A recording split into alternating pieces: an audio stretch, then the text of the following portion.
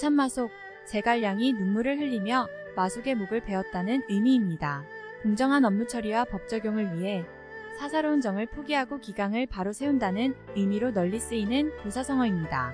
이 읍참마속의 실질적인 설계자는 바로 장압, 가정에서 마속을 대패시켜 제갈량의 북벌을 분쇄한 전략의 신, 장압의 이야기입니다. 장압은 기주 하간군 막현 사람으로 자는 준예입니다. 장압은 젊은 시절 황건적의 난이 일어나자 모병에 응해 황건적을 토벌하고 군사마가 되었고 한복의 휘하에서 활약했습니다. 한복이 몰락하면서 장압은 병사를 이끌고 원소의 밑으로 들어갑니다. 원소는 장압을 교의로 임명했고 공손창 군과의 싸움에서 많은 공을 세우며 영국 중랑장으로 승진했습니다. 원소군과 조조군이 관도에서 싸우기 위해 원소군이 남하했을 때 원소군의 저수는 백마 지역의 공격을 전술 역량이 부족한 알량 대신 장압이 지휘해야 한다고 주장했습니다. 공손찬 토벌에 공도 있었고 최고사령관으로 부족함이 전혀 없는 장수였습니다. 그러나 항장 출신인 장압의 충성심을 의심한 원소는 장압을 기용하지 않았습니다. 이런 원소의 옹졸함이 추후에 장압이 조조에 투항하는 원인이 됐을지도 모를 일입니다. 원소는 순우경에게 군량고인 오소를 지키게 했습니다. 장압은 원소에게 조조의 병사들이 분명히 오소를 공격해 올 것이라고 주장했습니다.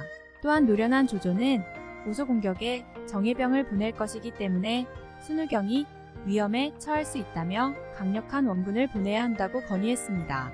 오소의 원소군 군량 창고를 오히려 미끼로 쓰자는 기발한 전략이었습니다. 그러나 곽도는 조조의 본진을 치면 조조군은 회군할 것이라며 조조군의 본진을 공격해야 한다고 주장했습니다. 장압은 곽도의 말을 듣고 조조군의 진영이 견고해서 공격해도 함락하지 못할 것이라며 순우경 쪽이 패한다면 군량이 사라져 모두가 위험해진다고 주장했습니다. 원소는 여기에서 또다시 장압의 제안을 듣지 않습니다. 원소는 경기병을 순우경에게 원군으로 보내고 대군으로 조조군의 본진을 공격했습니다. 하지만 원소가 조조의 본진을 함락시키기 전에 조조가 순우경을 격파했습니다. 이때 장압은 조조군에 투항하는데 엇갈린 기록들이 있습니다. 장압전에는 원소군이 대패하고 곽도가 장압에게 패배의 책임을 뒤집어 씌우려는 움직임을 보여 이를 두려워한 장압이 조조에게 투항한다고 기록되어 있습니다. 무제기 원소전에는 장압, 보람에게 당시 조조의 본진을 지키는 조홍을 공격하게 했는데 순우경이 격파되었다는 소식을 듣고 이들이 조조에게 투항하면서 원소군이 무너져 대패했다고 기록되어 있습니다. 순유전에는 장압, 보람이 막루를 공격하여 태워버리고 투항하자 원소는 마침내 군대를 버리고 도주했다고 기록하고 있습니다. 종합해보면 어찌됐든 장압의 의견과 반대로 원소는 순우경을 전격적으로 지원하지 않았습니다. 이로 인해 순우경의 군대가 격파되었고 군량은 모두 사라졌습니다. 지속적인 건의의 묵살, 전황의 불리함, 후일 패배의 책임으로 몰릴 것에 대한 두려움 등으로 장압은 조조에게 투항합니다. 장압의 투항 이후 원소군 본진이 대패한 것인지 원소군 본진이 대패한 후에 장압이 투항한 것인지 정확하지는 않지만 전황을 뒤집기는 어려웠을 상황으로 보입니다. 조조는 장압이 투항해오자 은나라의 주왕의 폭정을 간언하다가 통하지 않자 주나라에 투항한 미자, 항우를 버리고 한나라에 투항하며 유방을 섬긴 한신에 비유하며 크게 기뻐했고 장압을 편장군에 임명하고 도정 후에 봉했습니다. 조조의 휘하에서 장압은 조조를 수행하며 원가의 본거지인 업을 공격해서 함락시켰고 기주 발해군에서 원소의 아들 원담을 공격했습니다. 또 별도로 군을 이끌어 유주 어양군 옥노연을 포위해 함락시켰습니다. 조조가 유성을 토벌할 때 장압은 장료와 함께 선봉을 맡아 공을 세우며 평적장군으로 승진했습니다. 또 장압은 군을 이끌며 청주 동래군의 관승을 격파하고 장료 등과 함께 진란, 매성 등을 토벌했습니다. 조조군과 마초, 한수군이 싸울 때 장압은 위수 남쪽에서 마초, 한수를 격파하고 안정을 포위해서 양추의 항복을 받아냈습니다. 마초가 도망친 뒤 장압은 하우영과 함께 양은과 무도의 저족을 격파하며 장안과 양주 일대를 평정했고 마초가 다시 힘을 모아왔을 때 마초를 격파하고 송건을 평정했습니다. 조조가 장로를 공격할 때 조조는 장압을 보내 흥화의 저족의 왕 두무를 치게 했습니다. 조조가 상관을 지나 한중으로 들어갈 때 또다시 장압을 보내 선두에서 길을 뚫게 했고 양평에 도착하자 장로는 항복을 해왔습니다. 조조는 총대장을 하우연으로 하고 장압을 함께 한중에 남게 하며 수비를 맡게 했습니다. 하우연에게 촉정벌을 건의했지만 조응의 반대로 인해 장압은 불령장을 쓰고 따로 군을 이끌고 파서 이군을 공격해 항복을 받아내고 그곳의 백성들을 한중으로 옮겼습니다. 익주 파군 탕거현으로 진군해서 유비군의 장비와 싸우게 되는데 장비에게 대패하면서 대다수의 병력을 잃고 겨우 도망쳤습니다. 이 패배로 장압은 처벌당할 위기에 빠졌지만 조조가 직접 사면을 시키며 처벌을 면했습니다.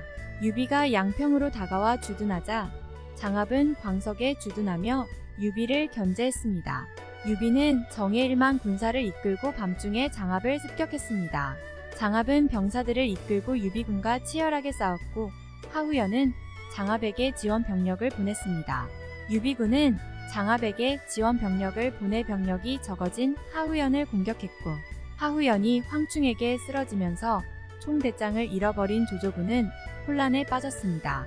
하우연보다 장압을 꺼려했던 유비는 총대장인 하우연을 잡았음에도 응당 우두머리를 잡아야지 이 자를 잡아서 무엇에 쓰겠는가. 라고 했습니다. 조조군의 곽해는 장압 장군은 국가의 명장으로 유비가 꺼리는 분이다. 지금 이 긴급한 상황은 장압이 아니면 누구도 안정시킬 수 없다. 라며 장압을 추천해서 총대장으로 삼았습니다. 장압은 나서서 군사들을 격려했고 모든 장수들이 장압의 명령에 따르면서 조조군은 혼란에서 벗어났습니다. 이후 조조가 직접 한중에 와서 유비군과 대치하다가 조조군이 한중에서 철수하고 장압은 한중과 장안 사이에 있는 진창에 주둔했습니다. 220년 조조가 죽고 아들 조비가 뒤를 이었습니다. 장압은 좌장군에 임명되고 도양후에 봉해졌습니다. 이후 조비가 선양으로 황제가 되면서 장압은 막후에 봉해졌습니다. 장압은 조진과 함께 안정의 누수와 동강을 토벌했고 조진, 하우상과 함께 오나라의 강릉을 공격할 때 장압은 군을 이끌고 장강중주의 요새를 점령했습니다. 226년 조비가 죽고 아들 조회가 뒤를 이었습니다. 조회는 장압을 남쪽으로 보내 형주에 주둔하게 했고 장압은 사마이와 함께 송건군의 유하를 격파했습니다. 228년 초계 제갈량이 기산으로 출병했습니다. 조회는 신속하게 대군을 편성해 관중 출격을 명합니다. 위나라 맹장 중 최고 전술 전문가인 장압을 사령관으로 임명했습니다. 장압은 한복 밑에 있었고 황건적에 난 시절부터 군에 있었으니 최소한 160년대 후반 이전생으로 추정됩니다. 그럼 228년은 장압의 나이 50대 후반에서 60대 초반 정도일 것입니다. 장압이 이때까지 노쇠하지 않았던 점은 위나라의 엄청난 행운이었습니다. 전술 전문가인 장압은 관중 상황과 제갈량의 전략을 단숨에 파악했습니다. 제갈량은 장압이 촉에서 관중으로 들어오는 입구를 막기 위해 달려들기를 바랬습니다. 그러나 노련한 장압은 이 미끼에 걸려들지 않았습니다. 장압은 제갈량의 촉군 본대가 군량 부족으로 오래 버티지 못할 것임을 알고 있었습니다. 장압은 마속이 있는 가정을 향해 나는 듯이 달려갔습니다. 장압의 대군이 기산으로 몰려온다는 소식에 마속은 당황하여 우왕좌왕합니다. 마속이 냉정함을 잃고 험한 산에 의지하며 성을 차지하려 하지 않는 모습을 보이자 장압은 마속군의 물기를 끄는 후에 공격해서 대승을 거두었습니다. 이 패전의 책임으로 마속은 참수를 당합니다. 장압은 촉한군에게 호응한 남한, 천수 안정 3군을 평정했고 시급 천호가 늘어 모두 4,300호가 되었습니다. 촉의 제갈량이 다시 출진해 진창을 급습했을 때 조회는 하남성으로 가서 주연을 베풀며 장압을 보냈습니다. 조회가 장압에게 장군이 늦게 도착하면 제갈량이 진창을 차지하지 않겠소? 라고 묻자 장압은 신이 도착하기 전에 제갈량은 이미 달아났을 것입니다. 제갈량의 군량은 10일치에도 미치지 못합니다. 라고 대답했습니다. 장압이 남정에 도착하자 제갈량은 퇴각했고 장압은 정석어기 장군으로 승진했습니다.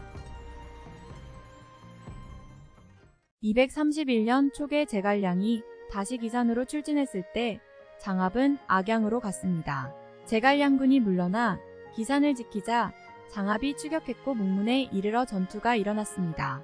제갈량군이 퇴각할 때 사마이는 장압에게 추격을 명했고 장압은 군법에서 성을 포위할 때는 항상 한쪽을 열어두어야 하고 궁지에 빠져 퇴각하는 군대를 추격하지 말라 했습니다. 라고 말했습니다.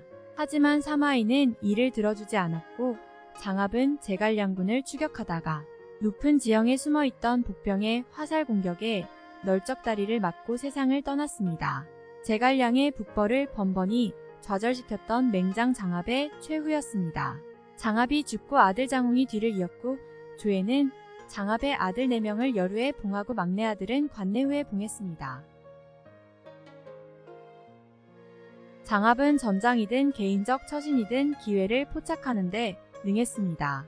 군의 모집에 응한 뒤 한복에게 속한 이후 원소에게 속하였고 이후 조조를 스스로 선택했습니다. 전향한 이후 원소의 잔당을 향해 냉정하게 칼을 겨누었다는 것도 여러 기록에서 나옵니다. 기본적으로 장압은 뛰어난 처세술, 생존 전략을 잘 알았던 인물이고 어떤 소속일지라도 상황에 맞는 적합한 방향을 제시하였습니다. 피해를 최소한으로 줄이면서도 적을 공격할 방책을 잘 떠올리던 인물이었습니다. 번뜩이는 전략과 기습으로 유비와 제갈량조차도 두려워했다는 인물입니다.